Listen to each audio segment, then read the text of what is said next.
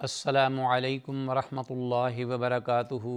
الحمد للہ الذی لم یزل عالما قدیرا سمیعا بصیرا والصلاة والسلام علی من ارسل شاہدا ومبشرا ونذیرا اما بعد فاعوذ باللہ السمیع العلیم من الشیطان الرجیم من ہمزہ ونفخہ ونفثہ بسم اللہ الرحمن الرحیم فبشر عباد الذین یستمعون القول فیتبعون احسنہ اولئک الذین ہداہم اللہ واولئک ہم اولو الالباب۔ ناظرین، پروگرام صوت ہادی لے کے حاضر خدمت ہوں اور اللہ کی بارگاہ میں دعا گو ہوں کہ اللہ تعالیٰ جو کچھ بھی اس پروگرام میں بیان کیا جائے اس کو کما حقہ سننے، سمجھنے اور پھر اس پر عمل پیرا ہونے کی اور عمل کرنے کی توفیق دے۔ اللہم ارنا الحق حقا وارزقنا اتباعہ وارنا الباطل باطلا وارزقنا اجتنابہ، آمین یا الہ العالمین۔ ناظرین، آج کی اس مجلس میں جو موضوع گفتگو حدیث رسول صلی اللہ علیہ وسلم ہے، وہ حدیث جس کا تذکرہ ہم نے اس سے پہلے پروگرام میں کیا تھا، وہ ہمارے پاس 781 نمبر حدیث ہے، حضرت انس بن مالک رضی اللہ تعالیٰ عنہ سے مروی۔ امام بخاری رحمہ اللہ نے اس حدیث کو ذکر کیا ہے کتاب الحج، باب من احل فی زمن النبی صلی اللہ علیہ وسلم کا احلال النبی صلی اللہ علیہ وسلم، کہ جو عہد نبوت و رسالت میں اللہ کے نبی صلی اللہ علیہ وسلم کی اقتداء میں اور آپ کی ہی مثل جو احرام کی نیت کرے اور تلبیہ کرے اسی نیت سے جس نیت سے رحمت للعالمین نے حج کا احرام باندھا۔ تو ذکر یہ کر رہے تھے کہ مؤلف رحمہ اللہ نے اس پر جو باب ذکر کیا ہے وہ باب اور اس کے الفاظ، ان الفاظ میں جن امور کا ذکر ہے وہ مقصد ہے کہ ان کا دوبارہ ذکر کیا جائے۔ نبی مکرم صلی اللہ علیہ وسلم کا تلبیہ کہنا اور آپ کے جانور کا قربانی کرنا، یہ دو عمل تھے جو آپ نے کیے۔ اس طرف خصوصی توجہ کی ضرورت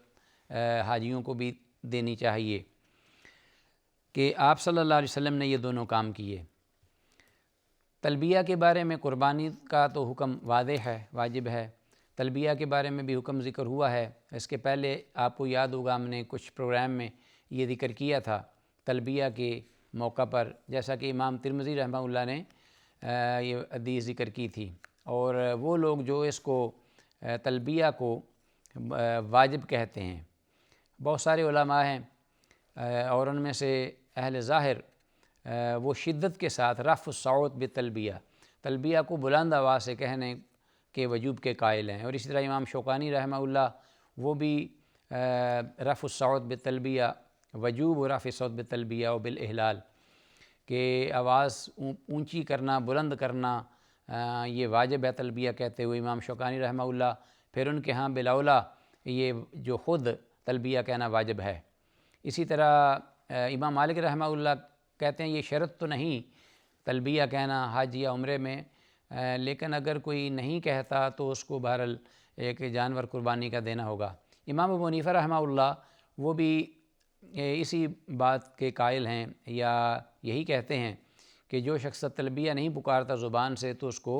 ایک جانور حرم میں ذبح کرنا چاہیے۔ بہرحال وجوب جو بقیہ اہل علم ہیں ان کے ہاں اگر نہیں تو بہرحال بہت سارے علماء ہیں جو کہ اسے کو واجب کہتے ہیں یا وجوب کے قریب ہے یہ تلبیہ کہنا۔ جو لوگ کہتے ہیں کہ یہ واجب ہے ان کی دلیل جامع ترمذی کی حدیث جو ہے وہ موجود ہے، جس میں رسول اللہ صلی اللہ علیہ وسلم فرماتے ہیں خود کہ اتانی جبریل، و میرے پاس جبریل الامین آئے، فآمرنی ان آمر اصحابی، اور انہوں نے مجھے حکم دیا کہ میں اپنے صحابہ کو اس بات کا حکم دوں کہ ان یرفعوا اصواتہم بالاحلال او التلبیہ، کہ جب تلبیہ کہتے وقت وہ اپنی آوازوں کو بلند کریں، زور سے تلبیہ کہیں یا پکاریں۔ تو بہرحال یہ بھی واضح ہوا کہ تلبیہ کہنا اور قربانی کا جانور ذبح کرنا، اس کی بڑی اہمیت ہے۔ اس کے ساتھ ہی امام بخاری رحمہ اللہ اس حدیث کو لا کر یہ واضح کرنا چاہتے ہیں، جو کہ باب سے مترشح ہوتا ہے، باب کے الفاظ سے ظاہر ہوتا ہے، کہ کوئی شخص اگر مبہم نیت کرتا ہے عمرہ کی یا حج کی، تو وہ خاص تھا اللہ کے نبی صلی اللہ علیہ وسلم کے عہد کے، یعنی زمانہ نبوت و رسالت میں اس کا جواز تھا یا اس کی اجازت تھی کہ کوئی شخص جو ہے وہ نیت ایسی کر لے کہ جس کا اسے تیقن نہ ہو، تو بعد میں وہ اس نیت کا تعین بھی کر سکتا ہے حالات کے مطابق۔ لیکن جب وہ نیت یا تلبیہ کہہ رہا ہو شروع میں، آغاز میں، تو مبہم نیت بھی کی جا سکتی ہے۔ تو امام بخاری رحمہ اللہ اس بات کی طرف قائل مائل ہیں کہ یہ زمانہ نبوت رسالت کے ساتھ خاص تھا، کیونکہ وہی ساتھ ساتھ آتی تھی اور وہی جو ہے وہ رہنمائی کرتی تھی، احکام کا تعین کرتی تھی، تو اس وقت یہ جائز تھا۔ اب چونکہ وہی آنا بند ہو گئی ہے، اس لیے ہر شخص کو جب بھی وہ عمرہ یا حج کا احرام باندھے تو احرام باندھتے وقت اس کو نیت کا تعین ضروری ہے کہ میں کون سی نیت کر رہا ہوں، کس لیے نیت کر رہا ہوں، اگر عمرے کے لیے ہے یا حج کے لیے تو حج کی کون سی قسم ہے، کس لیے میں، کس کی ادائیگی کے لیے میں نیت کر رہا ہوں، تو اس کے لیے ضروری ہے اس کا تعین ہو۔ جبکہ جمہور اہل علم ابھی بھی مبہم نیت کے جواز کے قائل ہیں، اور اسی طرح اور بھی دیگر کچھ اہل علم، اور ان کی دلیل یہ حدیث ہے حضرت علی رضی اللہ تعالیٰ عنہ کی، یہ جو ابھی ہم نے ذکر کی ہے، زیر مطالعہ ہے، قادم علی رضی اللہ عنہ عن النبی صلی اللہ علیہ وسلم من الیمن فقال بما احللت، اور اس کے ساتھ ہی وہ حضرت ابو موسیٰ عشری رضی اللہ تعالیٰ عنہ کی حدیث کو بھی ملاتے ہیں، جو بھی یمن سے آئے تھے اور اللہ کے رسول صلی اللہ علیہ وسلم سے انہوں نے ملاقات کی تھی۔ تو بہرحال یہ حدیث اور اس سے متعلقہ یہی باتیں تھیں جو کہ زیادہ اہم اور قابل ذکر تھیں۔ آتے ہیں اللہ کی توفیق سے ہم اس کے بعد کی حدیث کی طرف، جو مؤلف رحمہ اللہ نے ذکر کی ہے ایک نئے باب کے الفاظ کے تحت۔ میں چاہوں گا کہ پہلے باب کے الفاظ آپ کے گوش گزار کیے جائیں، اس کے بعد نص حدیث کا ذکر کیا جاتا ہے۔ باب کے الفاظ: بیان و عدد عمر النبی صلی اللہ علیہ وسلم و زمانہن۔ اللہ کے نبی صلی اللہ علیہ وآلہ وسلم کی حیات طیبہ میں آپ نے جو عمرے ادا فرمائے، ان کی تعداد کے بارے میں اور ان کا جو وقت تھا، کب اور کس وقت آپ نے یہ عمرے ادا کیے، اس سلسلے میں یہ حدیث ہے، حدیث نمبر 782 782، حضرت انس بن مالک رضی اللہ تعالیٰ عنہ سے ہی روایت کردہ ہے۔ ناظرین، حضرت انس رضی اللہ تعالیٰ عنہ فرماتے ہیں، قال اعتمر النبی صلی اللہ علیہ وسلم 4 عمر، کہ اللہ کے نبی صلی اللہ علیہ وسلم نے 4 عمرے ادا فرمائے، اور پھر آگے انہوں نے تفصیل بیان کی، فی ذی القعدۃ، ایک ذو القعدہ مہینہ میں۔ اور یہ ذو القعدہ غالباً وہ عمرہ اس طرف اشارہ ہے کہ جو آپ نے صلح حدیبیہ کے بعد آئندہ سال عمرہ ادا کیا تھا، وہ ذو القعدہ میں کیا، اس کا ذکر ہے۔ اور پھر فرمایا کہ یہ بھی فرمایا 4 عمر فی ذی القعدہ، کہ حضرت انس رضی اللہ عنہ فرماتے ہیں 4 عمرے آپ صلی اللہ علیہ وسلم نے ادا فرمائے ذو القعدہ میں، الا سوائے التی اعتمر مع حجتہ، اس عمرے کے جو آپ نے اپنے حج کی ادائیگی کے ساتھ ادا فرمایا، تو وہ ظاہر ذی الحجہ میں ہی آپ نے ادا کیا تھا۔ تو اس کے علاوہ جو 3 عمرے ہیں وہ تینوں ایک ہی مہینہ میں ذو القعدہ میں ادا فرمائے، یہ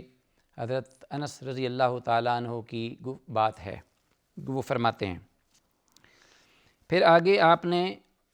ان ڈیٹیل ذکر کیا ہے تفصیل کے ساتھ کہ عمرتہ من الحدیبیہ، ایک عمرہ آپ کا جو کہ صلح حدیبیہ کے موقع پر تھا، آپ نے باقاعدہ مدینہ سے چلے اپنے رفقا صحابہ کے ساتھ اور حدیبیہ مقام پر آئے جہاں قریش نے آپ کو روک دیا تھا مکہ مکرمہ میں داخل ہونے سے،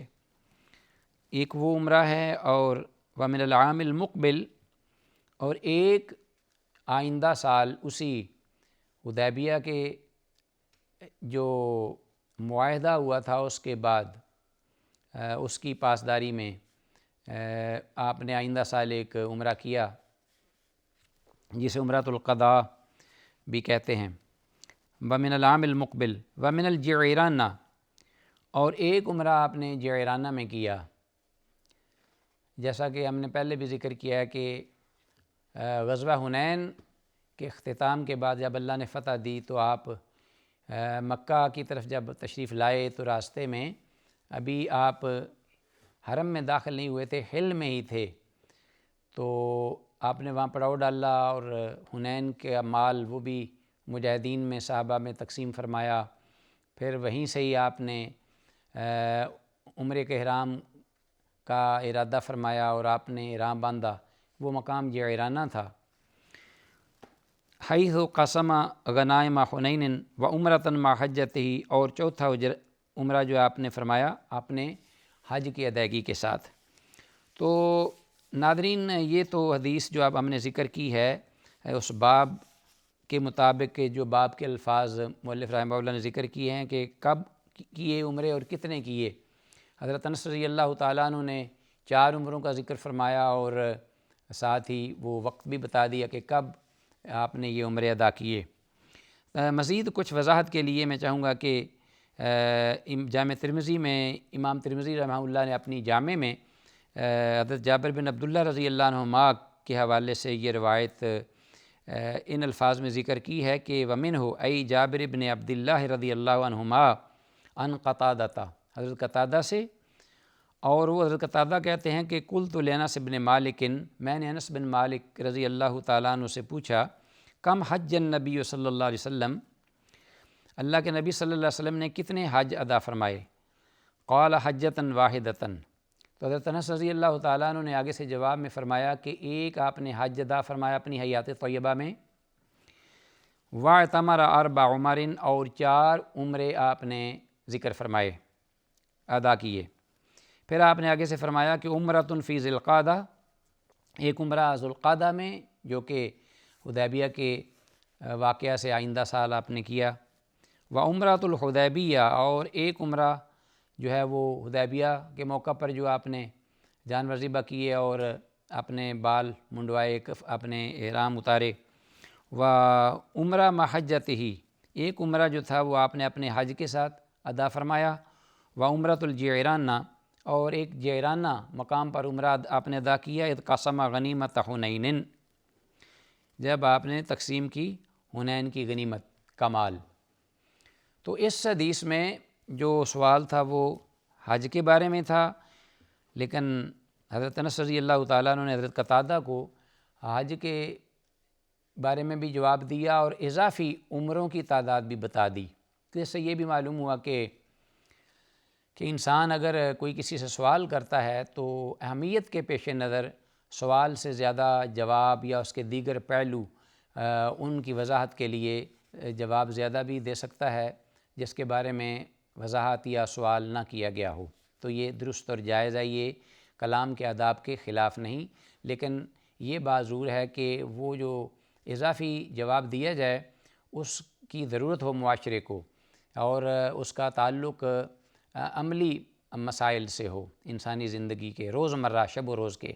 تاکہ لوگ جو ہیں وہ فائدہ زیادہ سے زیادہ اٹھا سکیں، اور جواب دینے والے کا بھی ارادہ یہی ہو کہ میں یہ جو لوگوں کو بات کہہ رہا ہوں اس کے ذریعے لوگ فائدہ اٹھائیں اور میرے لیے یہ صدقہ جاریہ بنے، کوئی حرج نہیں ہے۔ ناظرین، اسی حدیث کے آگے امام ترمذی رحمہ اللہ نے یہ بھی حدیث ذکر کی ہے جو حضرت عبداللہ بن عباس رضی اللہ عنہما سے ہے کہ ان رسول اللہ صلی اللہ علیہ وسلم اعتمر 4 عمر، کہ اللہ کے نبی صلی اللہ علیہ وسلم نے